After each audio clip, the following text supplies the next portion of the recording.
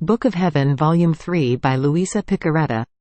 Page 114 to 119. August 24, 1900. Everything turns into good for one who truly loves Jesus. Having spent one day being restless, I felt all full of temptations and sins. Oh God, what a harrowing pain it is to offend you. I did as much as I could to remain in God, to resign myself to His holy will, to offer Him that very restless state for love of Him, to not pay attention to the enemy, showing highest indifference, so that I would not incite him myself to tempt me more. But in spite of all this, I could not help hearing the murmuring that the enemy provoked around me. So, finding myself in my usual state, I did not dare to desire my beloved Jesus. So ugly and miserable did I see myself. But, always benign with this sinner, without my asking he came, and as though compassionating me, told me, "My daughter, courage, do not fear. Don't you know that certain cold and mighty waters are more powerful in purging one of the slightest spot than fire itself? And then, everything turns into good for one who really loves me." Having said this, he disappeared, leaving me reassured, yes, but weak, as if I had suffered a fever. August 30, 1900. Luisa goes to purgatory to relieve the King of Italy. Having gone through several days of privation and of bitterness, at the most, I saw him a few times like shadow and flash. This morning I was at the summit of bitterness, and not only this, but it was as if I had lost the hope of seeing him again. Then, after I received communion, it seemed to me that the confessor was placing the intention of the crucifixion, and blessed Jesus, to let me obey, made himself seen and shared his pains with me. In the meantime I saw the Queen Mamma who, taking me, offered me to him so that he would placate himself. And Jesus, having regard for his Mamma, accepted the offer and seemed to placate himself a little. After this, the Queen Mamma said to me, "Do you want to come to purgatory to relieve the king of the horrible pains he is in?" And I, "My Mamma, as he wants." In an instant she took me, and flying she transported me into a place of atrocious torments, all mortal, and that miserable one was there, going from one torment to another.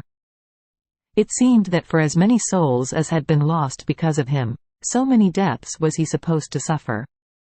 Then, after I went through several of those torments myself, he was relieved a little bit. Again, the Queen Mamma took me away from that place of pains, and I found myself inside myself.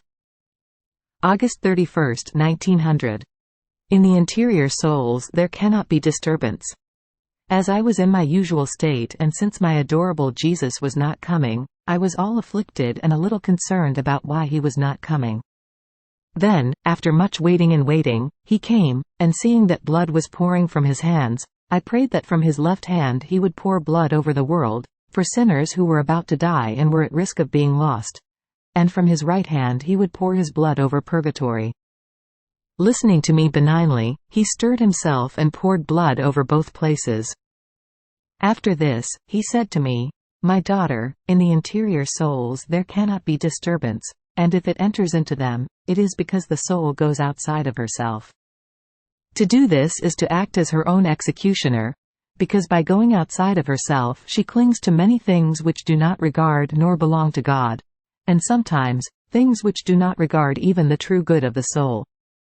So, returning into herself and bringing things that are extraneous to her, she herself torments herself, and with this, she comes to make herself infirm, and also grace.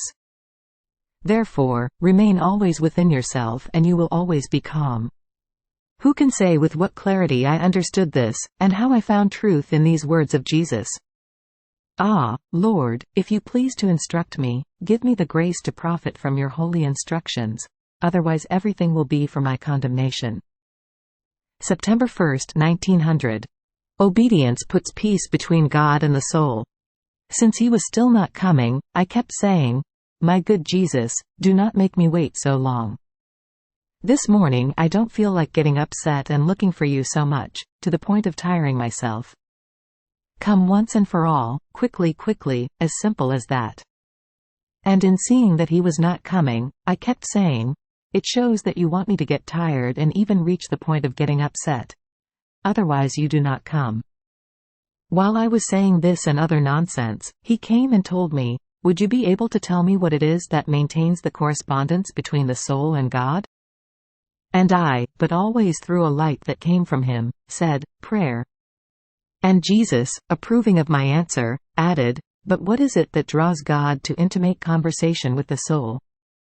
I did not know what to answer, but immediately the light moved in my intellect, and I said, "If vocal prayer serves to maintain the correspondence, certainly interior meditation must serve as nourishment in order to maintain the conversation between God and the soul."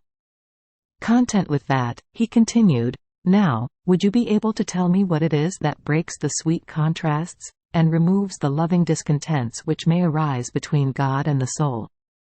Since I did not answer, he himself said, "My daughter, only obedience has this office, because she alone decides about the things pertaining to me and the soul. And when some contrasts arise, or when some discontent comes to mortify the soul, as obedience arises, she breaks the contrasts, removes the discontents, and puts peace between God and the soul."